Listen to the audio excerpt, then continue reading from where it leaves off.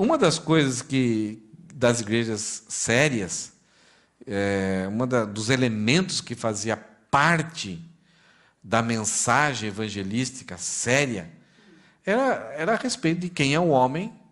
Ele foi criado por Deus, ele caiu em pecado, ele está em pecado, o seu destino eterno é terrível, e Deus, conhecendo essa situação, e Deus tendo a sua ira sobre o pecado, o próprio Deus, não havia nenhum recurso do homem resolver eliminar essa ira, e o próprio Deus, então, vem ao encontro do homem, enviando o seu Filho, para que ele morra, ele paga o preço do pecado, e aí, então, há a possibilidade do homem retornar à comunhão, ter paz com Deus e ter o seu destino eterno alterado. E tudo isso é o próprio Deus que faz. Ele revela, ele apresenta, ele chama, ele convida, ele convence. Então isso a gente chama até de monergismo, né? O próprio homem está relutando e o próprio Deus está transformando, e o próprio Deus agindo e trazendo o homem de volta para si, mudando a sua mente, mudando o seu coração, restaurando, dando perdão, selando o homem, capacitando o homem até para o ministério. Então isso, resumindo tudo isso, é simplesmente misericórdia e graça de Deus. Porque em nada a gente foi merecedor disso. É algo fantástico. E quando era apresentada essa mensagem evangelística, um dos elementos que era o elemento crucial, era o clímax, isto é, era apresentado aquilo que nós somos, a convicção de que nós somos, que somos pecadores, mas a pessoa podia falar assim, legal, gostei. Mas o que tinha que ser colocado diante do homem é, um dia Cristo vai voltar. Deus tem uma consumação, Deus tem um momento em que Ele vai exigir prestação de contas, não somente daquilo que o homem viveu até agora, mas diante dessa oferta que Deus fez. O homem não merecia a salvação, Deus envia o seu Filho, Ele morre em prol do homem, Ele absorve a injustiça do homem e oferece a sua justiça para que o homem resolva esse problema. Então, Deus vai exigir prestação de contas. Então, num determinado momento, vai acontecer no futuro essa prestação de contas. Então, a escatologia, aquilo que está por vir. Então, isso pode acontecer, não sei quantos anos, daqui quantos anos Cristo vai voltar, mas o porvir para cada um de nós pode acontecer a qualquer instante. Por quê? Porque cada um de nós podemos, num instante, falecer. E a Bíblia fala que logo após a morte vem o juízo.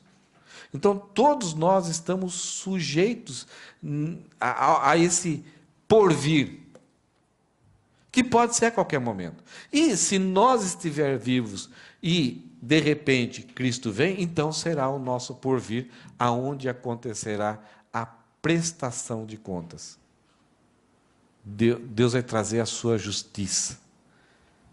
E Ele vai separar as pessoas. Não bonzinhos e mauzinhos. Não tanto pecadores e menos pecadores. Mas o que o homem fez diante da oferta de redenção. Creu ou não creu? O texto de hoje faz parte dessa história de um dos 5 grandes julgamentos que Paulo teve. Ele foi preso lá em Jerusalém. O sobrinho dele descobre que havia uma conspiração para que quando o comandante levasse novamente para o Sinédrio, eles pegassem Paulo ali e matassem Paulo. Então o sobrinho dele fica sabendo isso, vai avisar Paulo, Paulo avisa o comandante pega 472 homens da sua guarnição e colocam Paulo sobre essa proteção e envia Paulo para Cesareia, 121 quilômetros de Jerusalém, ao norte de Jerusalém. Então Paulo sai à noite, com essa caravana, com essa comitiva, sendo protegidos, até os primeiros 50 quilômetros, 400 soldados a pé, entre lanceiros e soldados, foram com Paulo. Dali para frente, somente 72 soldados romanos acompanharam Paulo já a cavalo. E esses 400 soldados, então, depois de Antípatridê, acho que é esse o nome não sei se eu pronunciei correto, eles voltam para Jerusalém. E Cláudio Lísias, o comandante, escreveu uma carta ao governador Félix, que está lá em Cesareia. Para ele, Paulo encaminha ele, para que Félix, agora uma autoridade superior, na capital romana, lá na Palestina, Félix que cuide de Paulo e peça um julgamento segundo a lei romana. Paulo era cidadão romano, então Cláudio Lísias estava simplesmente preservando os direitos de Paulo, mas para que a justiça romana não fosse distorcida ou prejudicada diante dessa loucura dos judeus. Os romanos davam uma certa liberdade às religiões, principalmente aos judeus, quanto às suas leis. Mas eles não podiam ultrapassar aquilo que era um direito maior, que era o direito romano e direito civil, que Paulo tinha. Então tem um problema muito grave aqui. E o texto, hoje é o capítulo 4 inteiro, 27 versículos. Nós não lemos o texto no começo, porque ele é grande. Então eu vou ler, vou explicar muito pouco, mas vamos tentar avaliar algumas questões dessa postura que todos nós temos diante do porvir. Qual que é a nossa postura? A nossa postura diante do porvir, da forma com que a gente encara o que está para vir, que é aquilo que eu falei a respeito da vinda de Jesus, dessa prestação de contas, que nós chamamos também de escatologia ou consumação, da forma com que a gente se comporta diante daquilo que está por vir, nós vamos, a nossa postura vai determinar, vai impactar, vai motivar, vai orientar as nossas atitudes, os nossos comportamentos aqui. Então, de acordo com o que nós olhamos lá no futuro, vai determinar como que a gente age aqui. Então, é por isso que, quando você conversa com algumas pessoas, você fala assim sobre, por exemplo, morte ou volta de Cristo, muitas vezes duas pessoas estão diante de você, elas têm reações diferentes. Muitas vezes pessoas que têm o mesmo problema, a mesma dificuldade, que pode, assim, acompanhar a pessoa por um bom tempo, um bom futuro, o mesmo problema, pessoas diferentes, elas podem ter reações diferentes. Aí fala, por quê? Será que ela tem um DNA diferente? Na maior parte das vezes, é por causa de como a pessoa se posta, como a pessoa se coloca, como a pessoa ela encara o que está por vir. E no versículo 25, nós vamos chegar lá quando falarmos da defesa de Paulo. Paulo vai falar para Félix sobre justiça divina, do domínio próprio e do dia do juízo que estava por vir. Então a palavra por vir, ela pode ser separada, então a preposição mais o verbo vir, mas ela pode ser um substantivo também. Por vir, uma coisa só. Então, quando eu vi essa palavra, eu falei, será que está errado juntar? Será? E aí eu fui conferir, realmente existe. Existe o por vir e o por vir. Quase é o mesmo sentido. Se você separar ou juntar, ela vai dar o mesmo sentido. Essa ideia do que está para acontecer, com referência ao futuro, o que nós vamos entender lá. E diante daquilo que você sabe do que vai acontecer, vai determinar as suas ações aqui no presente. Então, no texto de hoje, no capítulo 24, tem 3 pessoas. No primeiro é um grupo. O segundo é uma pessoa. E o terceiro é outra pessoa, que tem posturas diferentes diante desse porvir. A primeira pessoa que vai estar representando um grupo é o tipo de pessoa que nega. Ele crê de uma forma assim que a gente chama de nihilismo. A palavra nihilismo ou nihil, isto é, não existe nada. Isto é, morreu, acabou. E Deus não vai voltar. Cristo não vai voltar, não vai implantar o seu reino. Ele viveu aqui, Deus mandou seus mandamentos para nós entendermos o que é certo, é errado, como nós devemos governar aqui, mas tudo isso depende da gente, a gente deve seguir em frente e obedecendo aquilo que Deus mandou a gente fazer. mas em nenhum momento nós vamos prestar contas. O que importa é o aqui e agora. Morreu? Acabou. Então é a pessoa que nega. Não existe isso. A segunda pessoa é que tem uma convicção. Ela entende isso. Ela crê nisso. E todas as suas atitudes são consideradas a partir dessa perspectiva. Jesus Cristo vai vir. Deus vai implantar o seu reino. Deus vai julgar os maus e os bons, no sentido assim, da perspectiva de Deus. Os injustos e justos, que Paulo fala. E tem a outra pessoa que sabe. Terceira pessoa que está sentadinha nessa cadeira aí. Ela sabe, ela ouviu, ela conhece. Não há um profundo conhecedor técnico, mas ela sabe aquilo que é essencial, aquilo que é necessário saber. E sabe como ela reage? Não estou nem aí.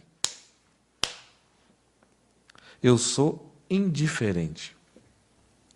Não quero nem saber. Eu sei. E aí você chega lá e... Cara, você não sabe. Sei. Mas eu gosto tanto de fazer isso. Isso é tão bom.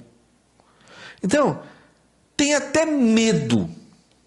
Sabe? Tem hora que tem até pesadelo à noite. Mas no outro dia... é indiferente e vai fazer aquilo que o coração manda. Ele segue aquele conselho que todo mundo, aquele conselho facebookiano, né? Siga o seu coração. Né? Comamos e bebamos, porque amanhã morreremos. Ah, mas tem... E se Deus cobrar? Fazer o quê, né? De repente, se ele estiver num bom dia, né? Depois eu converso com Deus. É uma pessoa que despreza. Vamos ler o texto? Algum momento eu vou dar alguma explicaçãozinha, e aí vocês me perdoem, eu não quero demorar muito isso. 5 dias depois do quê? De Paulo ter chegado em Cesareia. Se lembra que ele ficou lá no palácio de Herodes?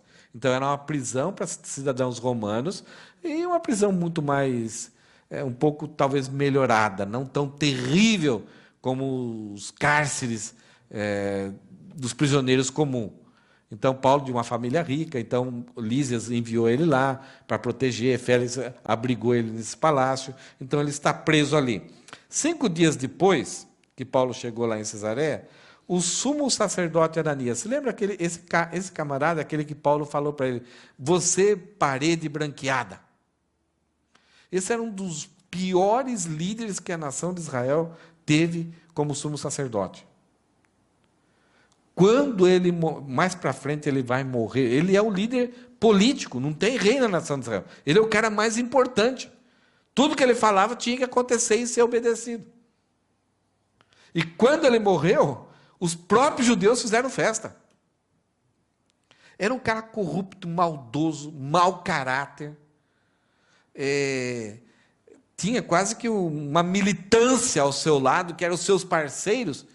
E se o cara é o líder é mau caráter e os seus parceiros existem para preservar e fazer guarda-costas, então esse pessoal também era podre. E eles é que quando ouviram falar de Paulo, quando o pessoal da Ásia falou, acode aqui, eles foram lá, pegaram Paulo, quase quiseram matar Paulo, o Cláudio, o comandante, tentou livrar Paulo, daí eles querem que Paulo vá para o Sinédrio, e quando Paulo chega no Sinédrio, tem fariseus e saduceus, e aí, quando Paulo tem a palavra, Paulo divide o grupo, porque os saduceus não criam nessa ressurreição. Então, ele é o poder político, e ele é um poder corrupto. E qualquer pessoa que desestabilizasse, ou estivesse criando problemas na mente dos judeus espalhados, e principalmente em Jerusalém, prejudicaria a política deles. Então eles querem acabar com isso. Eles têm um pensamento, uma linha, uma ideologia, e qualquer pessoa que pode nos prejudicar, vamos atacar, vamos matar, vamos acabar com a raça desse camarada.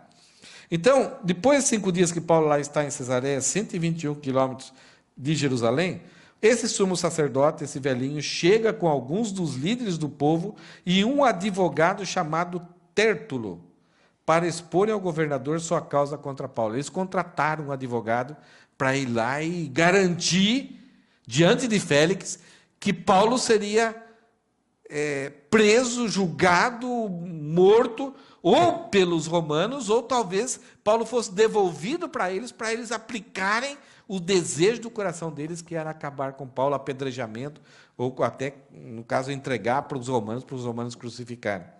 Então, para garantir isso, eles pagaram o advogado. Pelo nome aqui, esse nome é um nome mais grego do que judaico. Então, a gente não sabe se esse camarada foi uma pessoa que não tinha a ver com a nação de Israel, que foi contratado para defender, diante de Félix, uma causa judaica. Mas pode ser que ele seja judeu também.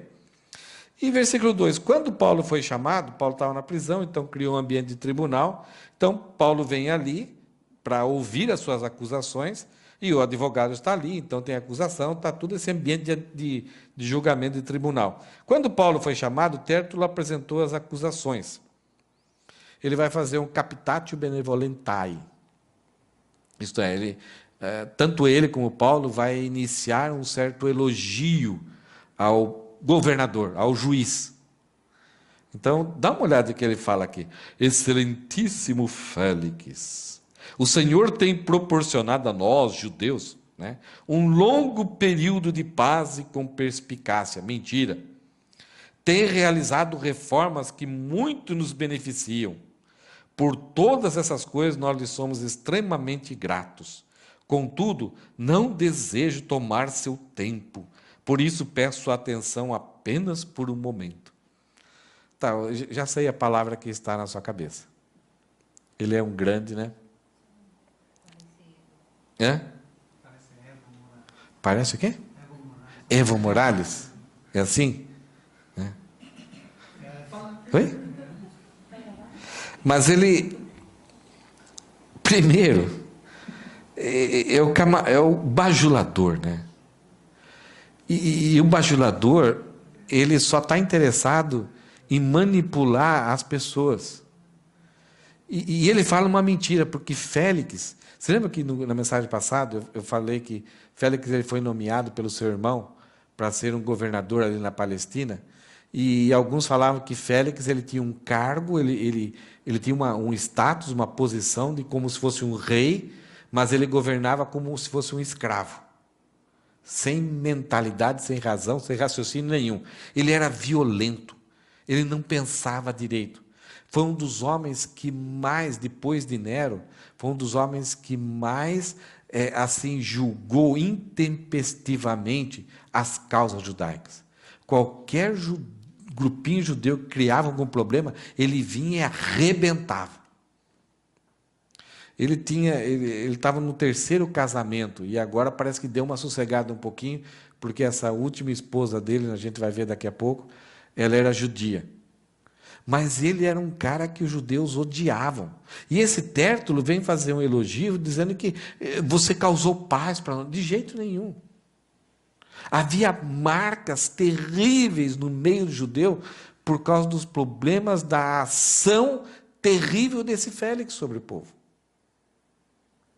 Então, esse Tértulo aqui, e esse que está representando o sumo sacerdote e os saduceus, eles não têm essa visão de que um dia vão prestar contas. Então, bajular, falar a mentira, para eles não tem questão nenhuma. Vamos ver o texto, continua, versículo 5. Constatamos, ó Félix, que este homem é um perturbador, que vive causando tumultos entre os judeus de todo o mundo. É o principal líder da seita conhecida como os nazarenos. Quando o prendemos, estava tentando profanar o templo. Mentira. Nós queríamos julgá-lo de acordo com a nossa lei. Não, eles queriam matar Paulo. Mas Lísias, o comandante do regimento, usou de força e o tirou de nossas mãos. Ele acusa Lísias. Lísias fez um favor para eles, porque se eles continuassem com o que eles estavam tentando fazer, eles seriam punidos por Roma. E ele faz acusação agora a um comandante que está governando, que está sendo autoridade lá em Jerusalém. Ele inventou uma mentira e agora vai ter que voltar. E Cláudio Lísias vai saber disso. Quer dizer, olha a burrice. E Cláudio Lísias usou de força e os tirou de nossas mãos. E ordenou a nós, os acusadores, que nos apresentássemos perante o Senhor.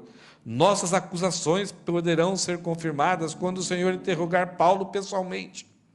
E aí os outros judeus que estavam com ele ali, o Ananias, tal, Lucas fala, os outros judeus concordaram, declararam ser verdadeiro o que Tértulo tinha dito. Tá. Como que são as pessoas que negam essa ideia do porvir? Isto é, que vivem pensando que não teremos que prestar contas a ninguém.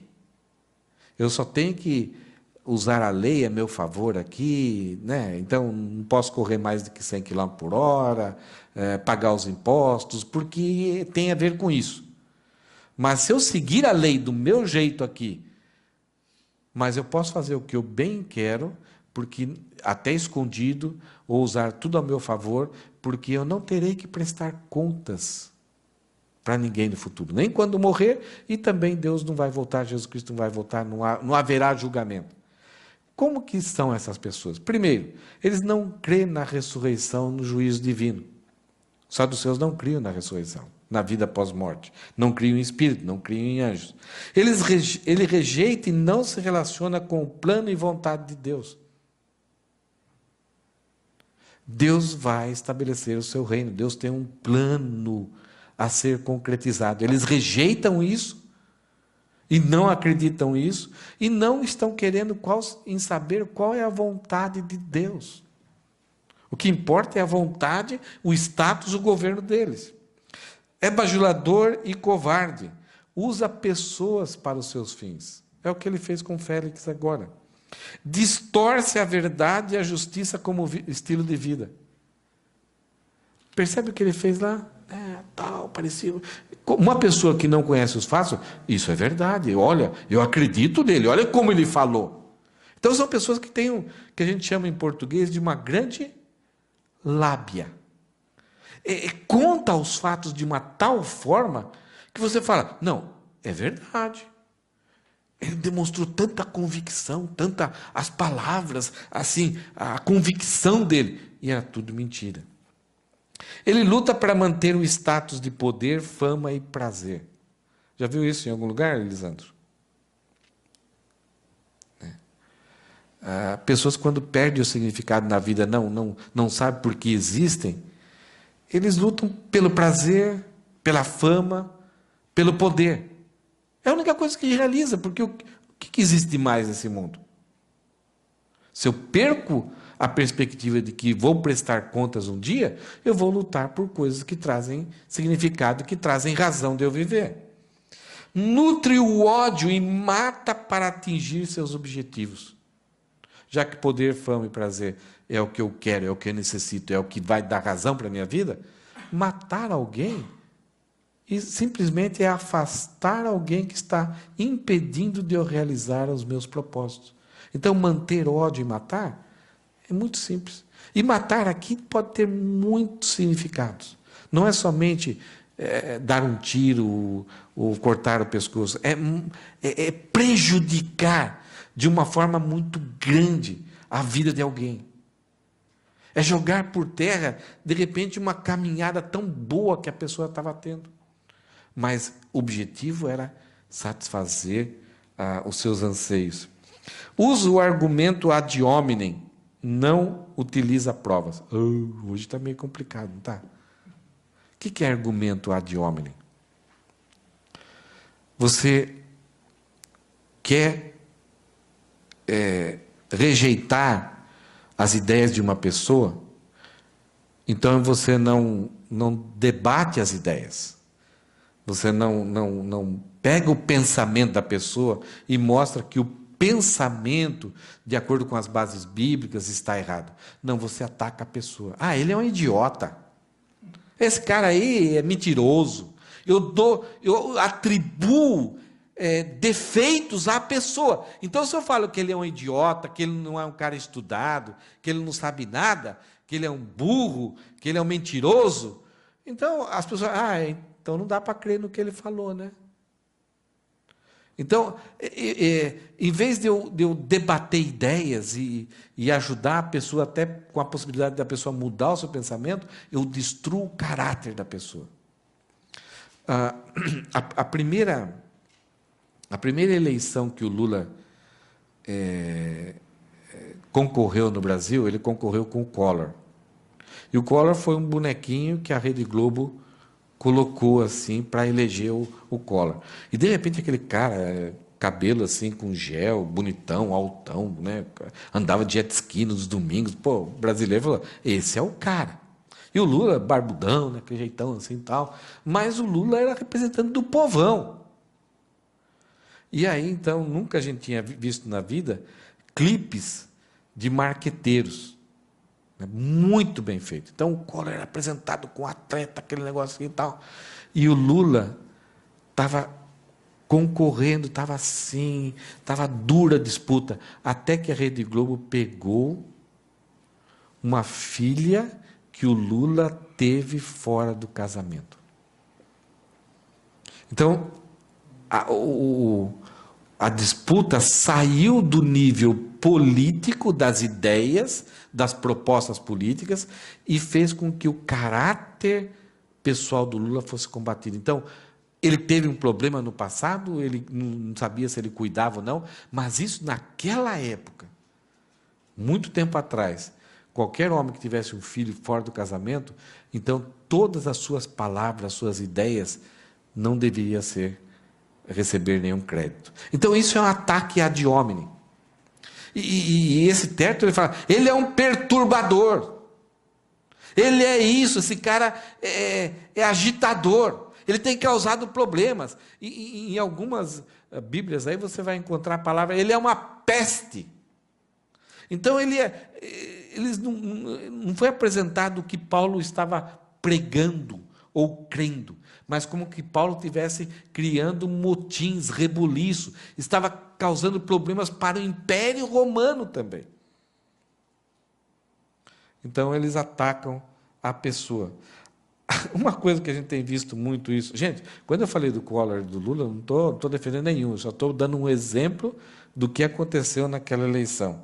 Mas uma coisa que acontece muito hoje em dia, no meio político, acusam outro, ou a pessoa que nega o porvir, geralmente ela acusa o outro daquilo que ele é.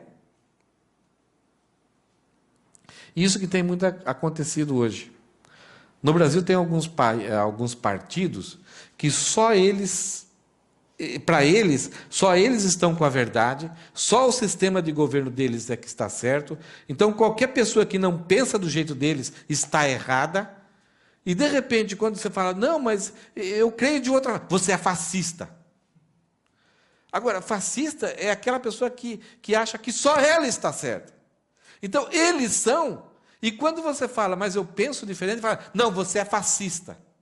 Eles acusam ou dão qualidades a você daquilo que eles são. Então, uma pessoa que nega o porvir, ele tem essa característica. Ele começa a falar o que as pessoas são, exatamente aquilo que eles são. E eles têm convicção, porque eles sabem muito bem o que é. Né? E, por último, age sem se preocupar com prejuízos aos outros. O que eles fazem, eles nunca pensam se aquilo pode trazer... Para eles já não estão nem aí. Né? Eles querem só ter vantagem. E se aquilo for trazer prejuízo para os outros, e daí? Os outros que se virem. Eles que se lasquem. Eles não imaginam o que isso pode trazer de dificuldade. Quem pode ser prejudicado. No caso aqui de Tértulo, quando ele monta uma mentira a respeito de Cláudio Lisas, a nação de Israel vai sofrer. E vai chegar alguns anos depois, Roma vai invadir e vai destruir o templo de Jerusalém. Vejam, essas pessoas que estão causando tantos problemas aqui, perseguindo Paulo, perseguindo os cristãos, vão acabar criando problema para eles mesmos. Então são pessoas que cospem para cima. Sabe o que acontece quando você cospe para cima, né? Cai em você mesmo. Ou dão, em português a gente fala, dá um tiro no próprio pé. Então, uma pessoa que nega o porvir é um perigo. Tanto para ela vai ser um perigo muito grande para as outras pessoas por muito tempo, e depois vai ter um problema muito sério. O fato de você negar o porvir não significa que o porvir vai deixar de existir. Ele vai continuar existindo. E a terrível é quando as pessoas encontrarem com o porvir. Estiverem diante do justo juiz que julga corações e mentes. O texto continua, versículo 10. Aí temos uma outra pessoa. Já vimos a pessoa que nega, o grupo que nega a consumação, a volta de Deus, o justo juiz. E aí tem uma outra pessoa que é totalmente diferente. A pessoa que tem convicção. Versículo 10. Quando Paulo recebeu um sinal do governador para falar, disse... Paulo vai fazer a mesma coisa que Tértulo fez, só que aqui você percebe um outro nível. Sei que o Senhor tem julgado questões de judeus há muitos anos e, portanto, apresento-lhe minha defesa de bom grado. Eu sei que você, governador, você tem julgado muitos casos de judeus. Então, eu faço isso tranquilamente, porque você conhece a minha espécie. Conhece que nós somos complicados. Conhece os termos. Então, eu fico tranquilo. Ele não bajula, ele simplesmente mostra uma realidade, um fato. Versículo 11. O Senhor poderá verificar com facilidade que cheguei a Jerusalém não mais que 12 dias atrás para adorar no templo. Paulo, ele levanta uma questão muito séria aqui. Tértulo falou, quando chamar Paulo, você vai descobrir que tudo isso é verdade. E tinha muita coisa que era mentira. Mas Paulo falou assim, o Senhor poderá verificar. Isto é, para uma pessoa que tem convicção do porvir, o que importa são as provas. Não o diz, não o que me falaram, não que a impressão das pessoas. Não, haverá provas. Então, você vai verificar que eu cheguei no navio. Então, tem a minha passagem, tem a minha reserva lá. Eu cheguei não mais do que 12 dias, eu estive lá em Jerusalém. E o que Paulo vai falar assim, meus acusadores não me encontraram discutindo com ninguém no templo, nem causando tumulto em nenhuma sinagoga, nem nas ruas da cidade. Paulo fala, eles não conseguem provar, porque não fiz isso. As provas, não o que eu imagino, não o que eu acho que a pessoa está pensando, não. Paulo fala, as provas, para Deus, as provas é que são importantes. Versículo 13, eles não podem provar as acusações que fazem contra mim. Aí Paulo vai falar, olha, eles falaram algumas coisas a meu respeito que eu concordo. Então Paulo, se não tivesse convicção de que ele tinha que falar a verdade aqui, porque ele cria no porvir, ele tinha convicção do porvir, ele podia dar uma escapatória aqui, inventar algumas mentiras de uma forma assim com que Félix ficasse contente, e aí ele ser liberto. Mas aqui ele confessa realmente que algumas coisas de que ele foi acusado são verdades na vida dele. Ele fala no versículo 14, reconheço, porém, que sou seguidor do caminho. Até esse momento, os cristãos, eles tinham um apelido que eram os seguidores do caminho, que Jesus falou, eu sou o caminho, a verdade e a vida. Então, eles seguiam aquilo que Jesus tinha ensinado. Então, em alguns lugares eram chamados de pequenos cristos, que foi a ideia dos cristãos, mas a maior parte das vezes eram chamados os seguidores do caminho. Então, Paulo fala, reconheço, porém, que sou seguidor do caminho, que eles chamam de seita.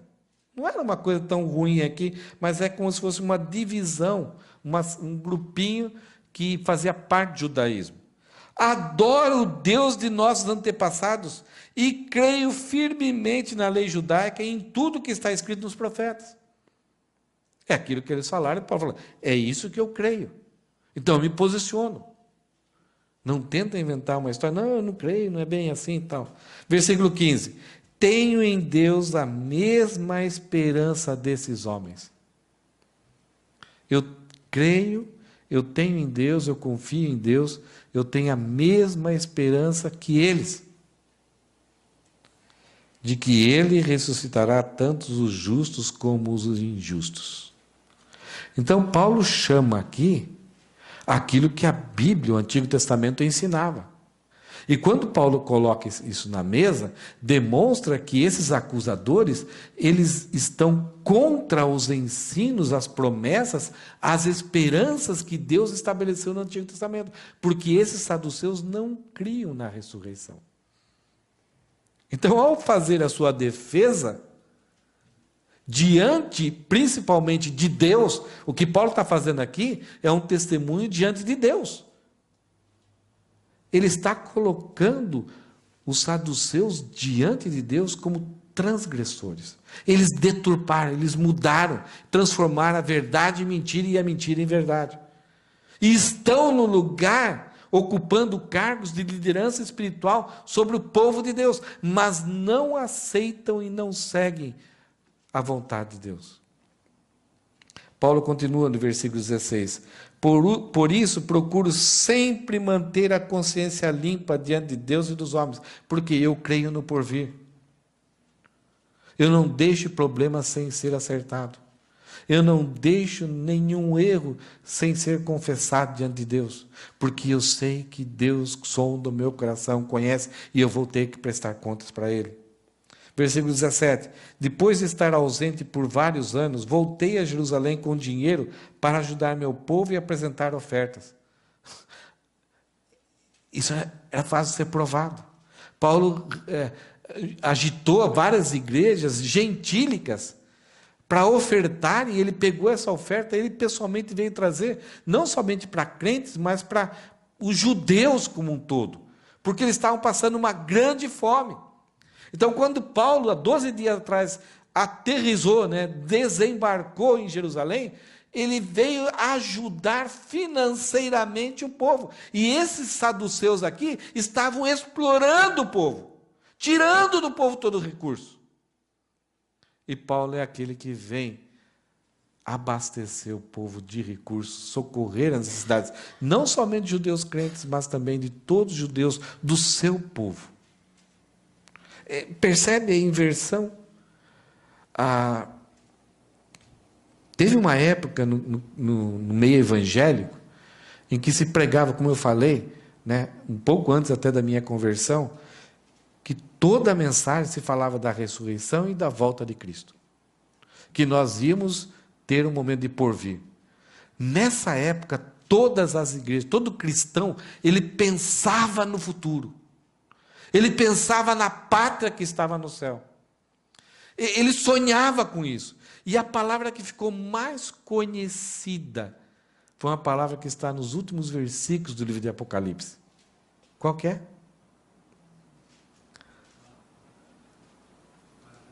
Maranata, vem Jesus. Ora, vem Senhor Jesus.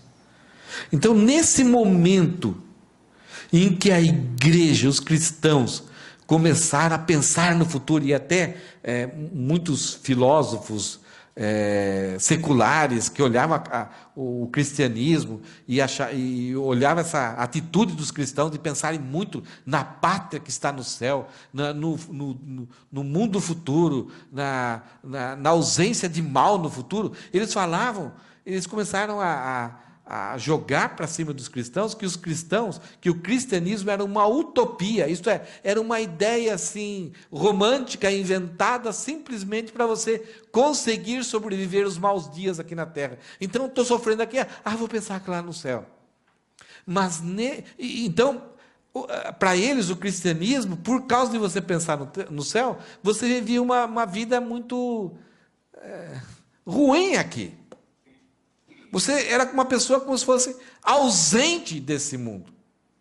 Mas é interessante, nessa época em que a igreja vivia uma convicção tão forte do porvir, foi a época em que a igreja mais construiu hospitais, mais construiu escolas e mais enviou missionários para países pobres. Quanto mais o cristão tem convicção do porvir, mais ele é relevante, mais ele é impactante, mais ele é atuante, mais ele é generoso para mudar esse mundo. As igrejas eram simples. Bancos de madeira. Talvez no máximo uma caixinha de som Giannini e um violãozinho verde. Alguém já frequentou uma igreja assim? Né? Levantou a mão lá. Sabe, os salõezinhos, era um salão assim, está coberto para guardar da chuva, já era suficiente. Porque queria se pregar a salvação em Cristo, queria mover as pessoas. Hoje as igrejas viraram verdadeiros palácios. Missionários estão voltando do campo, porque as igrejas falam, não temos mais sustento para missões, porque nós temos que construir nosso prédio de 13 andares, de 14 andares, porque as placas de mármore das paredes vão ficar muito caras e não vamos conseguir sustentar os missionários. Por quê? O que mudou? Aquela visão, aquele olhar que estava focado no futuro, no porvir, na prestação de contas, voltaram a ficar focados só no umbigo e aqui e agora. Então hoje se fala muito em missão, em foco, em valores. Mas tudo para o bem-estar da igreja aqui. Não significa que a gente não deve ter um lugar aconchegante e tal, devemos, um lugar apropriado. Mas em algumas igrejas você vê que ultrapassou todos os limites. E simplesmente, muitas vezes, para um ministério ficar concorrendo com outro. Olha, nossa igreja é mais confortável que a de vocês. Olha, os nossos shows durante o culto são melhores que o de vocês. Então as pessoas ficam circulando para a apreciação dos shows, porque a igreja perdeu o foco do futuro. E Paulo aqui ele fala que não. Ele veio para Jerusalém para trazer recursos para o povo. Versículo 18, meus acusadores me viram no templo depois que completei minha cerimônia de purificação. Tudo isso a gente viu. Não havia multidão nenhuma ao meu redor e nenhum tumulto. Só estavam ali alguns judeus da Ásia. E são eles que deveriam estar. Olha o que Paulo faz, porque isso era o ponto crucial.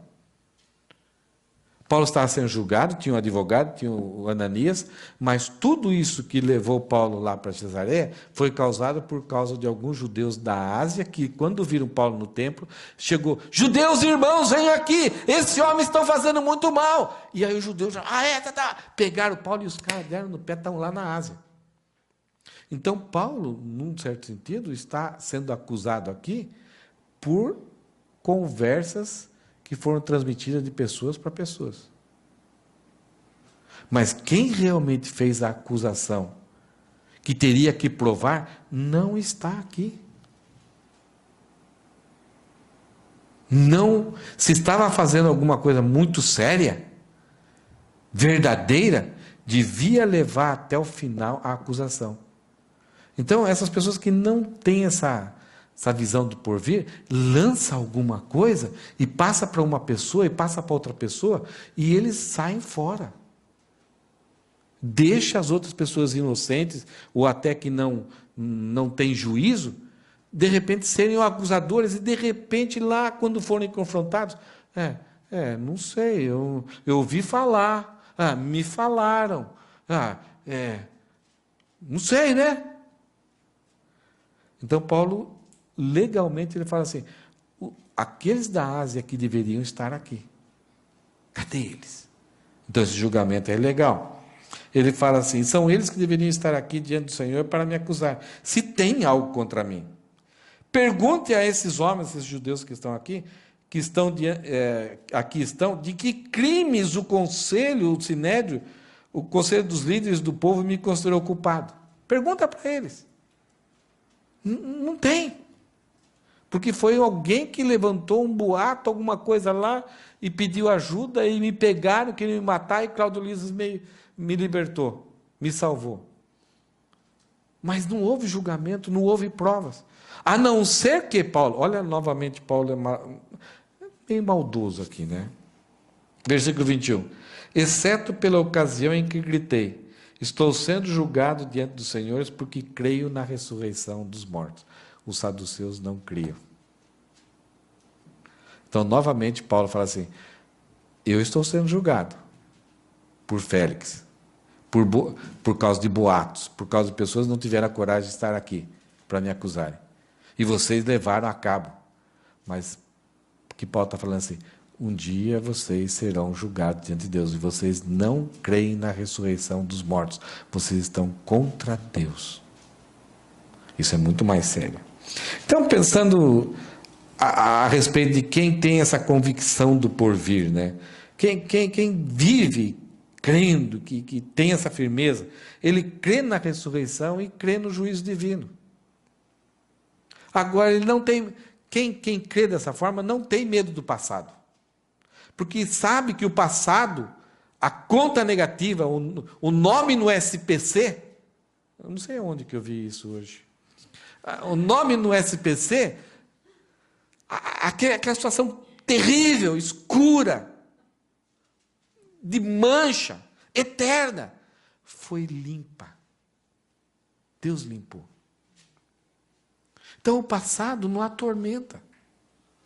Já que o passado não atormenta, eu tenho paz com o futuro. Então, vive os problemas da vida normais aqui, de saúde e tal, mas a grande questão de que um dia será julgado por Deus, o passado não atormenta e o futuro não assusta. Há um desejo que esse futuro cada vez mais chegue rápido. Uma pessoa que faz alguma coisa errada no trabalho, a última coisa que ela quer é que o chefe chegue logo. Então, o futuro, a vinda, aterroriza. Ai, não vai dar tempo, eu estou apavorado. E agora? E se ele vê? Então é embaixo do tapete alguma coisa. Por quê? O futuro está para chegar. Então, nós não nos preocupamos em jogar aquele que crê na ressurreição, no juízo divino, e sabe que Deus já imputou justiça de Cristo em você, você não precisa ficar preocupado em esconder debaixo do tapete. Sua justiça foi resolvida. Tudo aquilo que aconteceu no passado, por mais terrível que seja, está resolvido em Cristo. E o futuro é só ir para a galera. É só festa. Você vai encontrar-se com o amor da sua vida. Uma pessoa que tem convicção do porvir, ela vive o plano e vontade divina. Ela puxa o futuro para cá. Ela quer trazer tudo aquilo que é o desejo de Deus para cá, para que as pessoas passem a experimentar isso. E ela tenta viver isso, mesmo estando ainda com essas dificuldades que nós temos aqui. Glorifica a Deus e vive para servir o próximo. E quando eu falo próximo aqui, não é somente próximo sendo aquela pessoa que você gosta, que tem empatia, que tem afinidade. Mas o próximo aqui, muitas vezes, significa aquela pessoa que te ofendeu. Aquela pessoa que tem até te perseguido. Aquela pessoa que é um problema na sua vida. Esse é o próximo. É o que aconteceu. Paulo estava sendo perseguido, maltratado, quase que apedrejado, quase morto, em todas as viagens que ele faz. Mas quando ele sabe que os judeus estão passando fome, ele junta um dinheiro e vem trazer para essas pessoas. E ao dar esse dinheiro, ele quase é morto. Então, a pessoa que sabe a quem ele deve agradar, Paulo não trouxe dinheiro para fazer política, para limpar a barra dele. Ele sabia que, ao fazer isso, ele estava agradando a Deus. Procura sempre apresentar a verdade, não oculta nada, não mascara. Tértulo tentava mascarar para ganhar a simpatia de Félix. Paulo não mostra isso, não tenta mudar a verdade, dar uma aparência, ocultando algum fato, ou falando algumas coisas, assim mesmo para dar uma mascarada. E aqui que eu acabei de falar, diante de ofensas, ou boatos, ou acusações, uma pessoa que tem convicção do porvir, que ele deve agradar a Deus, ele retribui com amor, com bondade, com moderação e educação. Você não vê Paulo aqui talvez falando firme, falando sério, mas você não vê Paulo atacando, ofendendo, desmoralizando, reconhecendo até que algumas acusações são verdadeiras, mas porque era a convicção, ele vivia daquele jeito, porque era daquele jeito que ele cria. Ele entrega, uma pessoa que tem convicção do porvir, entrega todos os direitos ao Senhor soberano. Então Paulo não estava preocupado, não, eu sou cidadão romano, vou fazer isso aqui, tal, defendendo a todo custo. Ele avisou para Lísias para preservar Lísias. Lá em Filipenses ele não avisou. Mas Lísias, como comandante, se tivesse feito isso e Paulo tivesse morrido e alguém tivesse levantado, você matou um cidadão romano, Lísias estaria totalmente prejudicado. Então, é uma pessoa que busca o seu direito, mas assim, preservando o direito dos outros. Não perde a razão ao se defender, não contra-ataca. Não. Aí se vê o equilíbrio de Paulo, né? Ele se alegra com a justiça e verdade. Então, a ideia é provas. Provas. Terceira. Então, nós vimos aqui Tértulo e os saduceus, que negam o porvir. Paulo, que é convicto do porvir. E agora nós vamos ver Félix, que é indiferente ao porvir. Está nem aí. Deixa a vida me levar, que a vida leva eu. Então, começa o texto dizendo o seguinte: nesse momento, Félix, que tinha bastante conhecimento sobre o caminho, ele sabia da justiça de Deus, que Cristo era o Messias, que Cristo veio, morreu por causa dos nossos pecados e ressuscitou para a nossa salvação. Ele sabia que Cristo falou que ia voltar. Então, ele tinha bastante conhecimento. Lucas coloca um adjetivo, não tinha só uma noção, ouviu falar. Não, ele conhecia a mensagem do Evangelho, as boas novas de Deus, que o homem vai prestar contas, e por causa dessa prestação de contas, Deus enviou o seu Filho para trazer justiça, trazer salvação. Então, Félix, que tinha bastante conhecimento sobre o caminho, interrompeu a audiência que Paulo tinha falado e disse: esperem até Lísias, o comandante do regimento, chegar, então decidirei o caso de vocês. O que vocês acham? Que os saduceus, quando ouviram isso, devem ter pensado: complicou. Tértulo falou que Lísias agiu mal, e agora? Quando Lísias souber disso, dentro do tribunal, vai sobrar para nós. Mas o texto é meio complicado, eu não consigo entender algumas coisas que vai acontecer aqui. Versículo 23, Félix então faz o seguinte: ele ordenou que um oficial mantivesse Paulo sob custódia, ali no palácio, mas lhe deu certa liberdade e permitiu que seus amigos o visitassem e providenciassem aquilo de que ele precisava. Então, enquanto Lísias estava, um dia viria, então, você, Paulo, você fica aí no palácio, a cela vai ser o seu quarto, mas talvez fique aberta, os amigos, você pode vir qualquer hora trazer roupa, comida, talvez algum remédio, algum cobertor, você não pode sair daqui. E, Paulo, tudo bem, legal. E, tem uma piscininha aí, quando tiver ninguém, dá um mergulhinho. Tem o ofurô ali, pode aproveitar. Né? Tinha isso daí no palácio. O palácio, nós vimos a foto, era muito boa. Versículo 24. Alguns dias depois, Félix voltou com a sua esposa Drusila, que era judia, uma das filhas de Herodes. Mandou chamar Paulo e os dois ouviram enquanto ele lhes falava a respeito da fé em Jesus. Está imaginando a cena? Olha, vamos parar a audiência agora até Cláudio Lísias vir. Então, vocês podem voltar para casa. Quando Cláudio Lísias puder voltar, vocês voltam para cá. E tragam os da Ásia. Então, os saduceus ficaram chateados. Puxa, não conseguimos matar esse camarada. Ele saiu bem. Paulo, sem advogado, não gastou nada com isso. E Paulo vai ser alimentado, cuidado por seus amigos, por seus irmãos. E aí, enquanto Paulo está ali na prisão, Félix volta com a sua esposa, que era judia, e chama Paulo, para Paulo fazer o quê? Ensinar. Falar mais a respeito. Se lembre que Félix já conhecia bastante. Então Félix sabe que Paulo sabe mais do que ele conhece. Mas tem algumas intenções por trás dessa disposição de Félix. Versículo 25. Quando Paulo passou a falar da justiça divina, do domínio próprio e do dia do juízo, vocês se lembram, justiça divina, isto é, Deus nos torna justos, nos declara justos somente pela fé em Jesus. Essa é a ideia. Domínio próprio.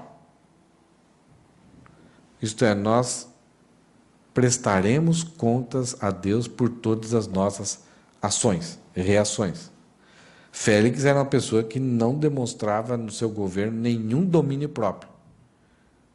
E Félix achava que era o cara, o tal. E Paulo também vai falar do dia do juízo, isto é, um dia nós vamos prestar contas. E Paulo fala assim, a justiça divina, o domínio próprio e o dia do juízo que está por vir. Paulo começou a falar mais isso. Paulo então ensinou sobre Jesus e agora coloca Félix na parede.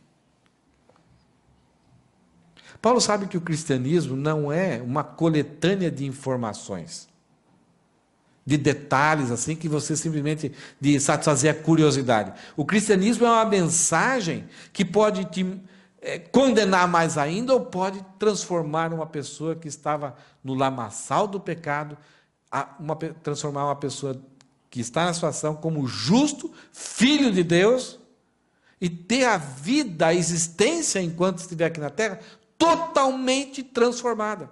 E serve nas mãos de Deus, para Deus dizer para todo mundo, você quer conhecer o meu amor, você quer conhecer o meu poder? Olha a vida dele. Ele creu em mim. Olha o que ele era. E olha o que ele é hoje. Então, diante disso, quando Paulo coloca Félix na parede, Paulo demonstra que, olha, tudo aquilo que Jesus fez e falou, aquela história que os discípulos não tinham pescado, e ele falou, lança a rede do lado direito, e eles pescaram 143 peixes grandes. Ai, que bonito. Isso é uma informação, mas isso é uma informação para você saber que Jesus Cristo tem poder e pode mudar a sua vida. Ele é Deus. Que Jesus Cristo andou sobre o mar. Isso é informação, é legal, bonita. Mas é uma informação para dizer que ele tem poder sobre a natureza, ele é o único Deus. O que ele fala é verdade. Então, todo esse conhecimento sobre Jesus, sobre o Antigo Testamento, sobre o Novo Testamento, não serve simplesmente para a gente saber fatos da Bíblia. Quantos versículos tem? Qual o versículo principal? Qual do meio da Bíblia? Mas são fatos para nós entendermos que Deus existe e enviou o seu Filho. E através de crer no seu Filho, nós temos paz com Deus.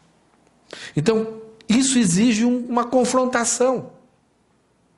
Não somente armazenar os dados, mas diante do conhecimento eu sou confrontado. Eu tenho que ter uma postura diante do porvir.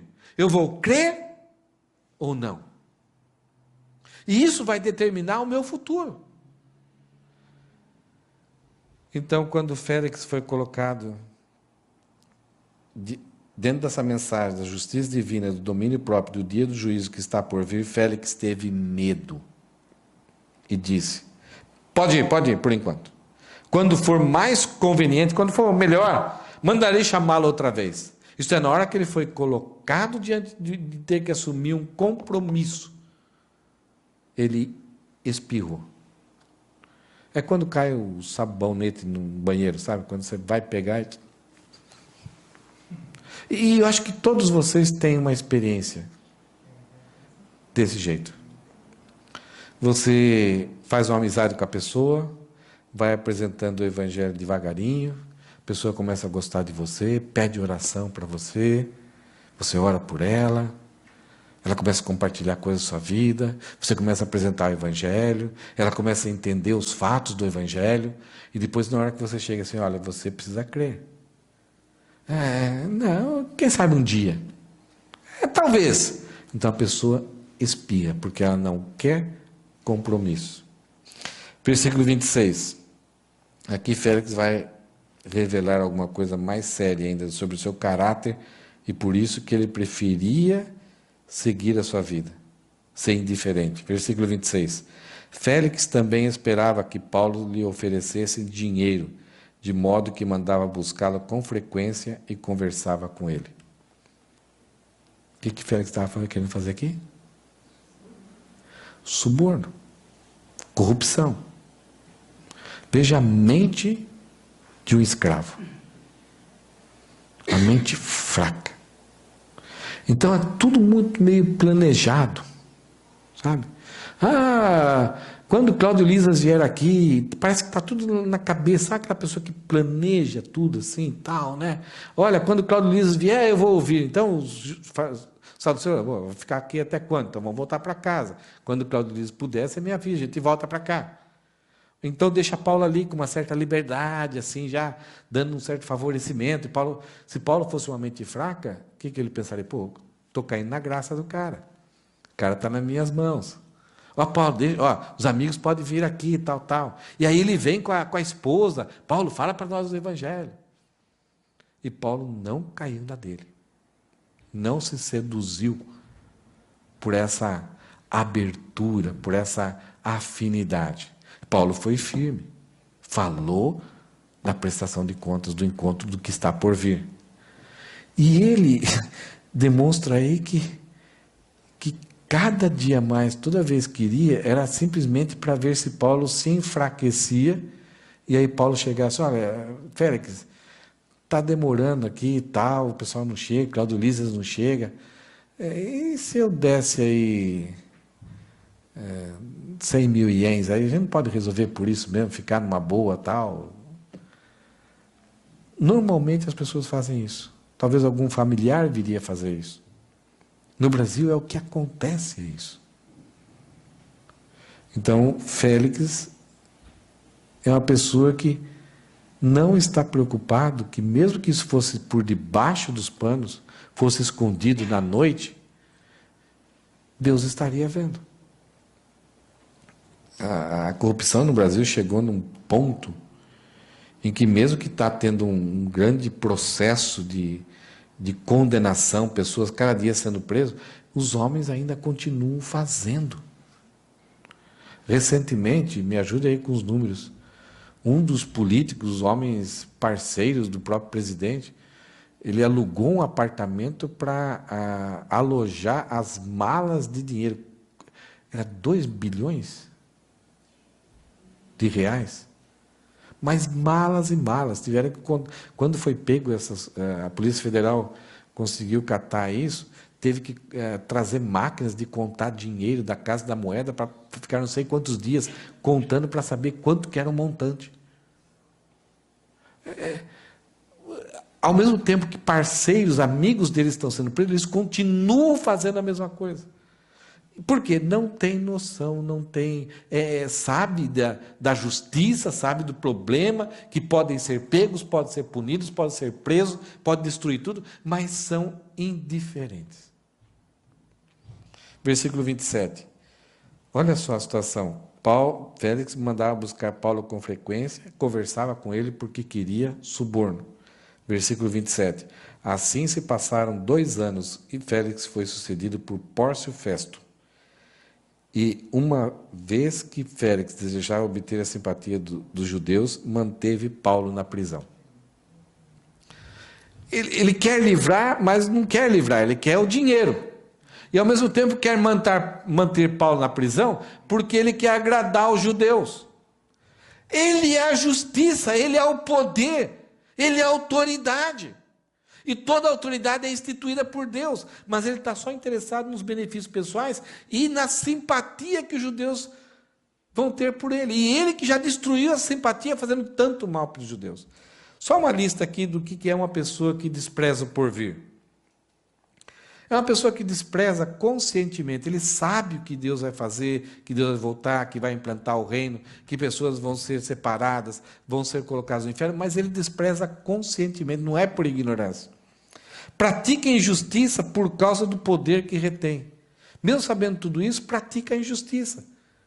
E, principalmente, tem nas mãos poder para aplicar a justiça, mas não está nem aí. Usa de bondade para seu jogo político. Então, quando você vê um tipo de pessoa assim fazendo bondade, desconfia. Ou ele está querendo te usar, ou te querendo manipular, ou te colocar de uma forma que você fique eu usar uma palavra, mas não é boa. Mas você fica preso a ele. Que depois, quando você fala, puxa, ele fez errado, mas você não pode falar porque você, estava junto. Ele demonstra interesse, afabilidade, atenção, mas na hora que você exige compromisso, vai embora. São violentos, são impulsivos, medrosos e corruptos. Em outras palavras, são pessoas perigosas. Principalmente por aqueles que detêm autoridade. Alimenta a sua segurança com o temor dos homens. Isto é, eles sempre precisam fazer o jogo político. Eu mantenho Paulo na prisão. Mas por que Paulo tem que se manter na prisão? Ele não é inocente?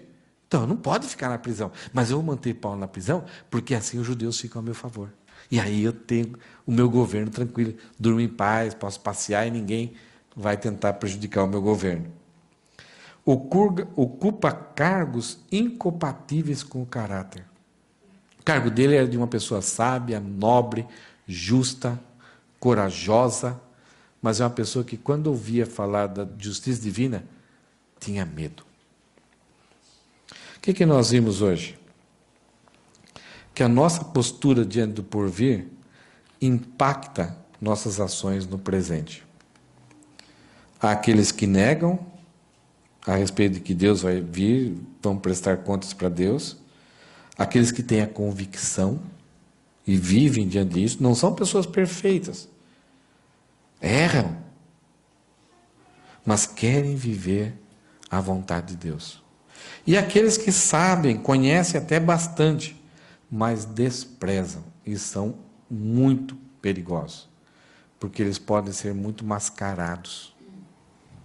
Eles podem dar uma impressão de que estão favoráveis a você, mas não tem compromisso nenhum.